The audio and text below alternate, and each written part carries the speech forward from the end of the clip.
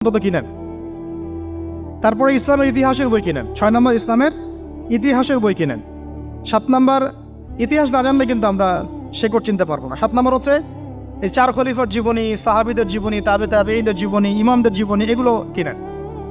8 নম্বর হচ্ছে ইসলামী অর্থনীতির কিছু বই কিনেন, ইসলামী অর্থনীতির। 9 নম্বর হচ্ছে এই ইসলামিক জিওপলিটিক্সের কিছু বই কিনেন। এই বইগুলো কিছুটা কম, আমি এটা ভাইদেরকে বলবো যে এগুলো ছাপানোর চেষ্টা করেন বেশি বেশি।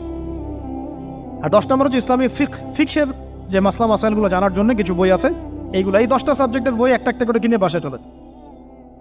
আর একটা নসিহত করব, বরেণ্য আলেমদের বই পড়বেন। মানে আমি একটা বই ধরেন কালকে বের করে ফেললাম, ভাই আবু তো আদনান ভাই লিখছে বলেই যে আপনাকে ওটা কিনতে হবে জরুরি না, এটা জরুরি না। সবার আগে আপনি বড় বড় বরেণ্য আলেমদের বইগুলো আগে পড়বেন। তারপরে আপনার একটা মেজাজ এমনি তৈরি হয়ে যাবে যে কোনটা হক আর কোনটা বাতিল, এটা আপনি নিজেই বুঝতে পারবেন তখন।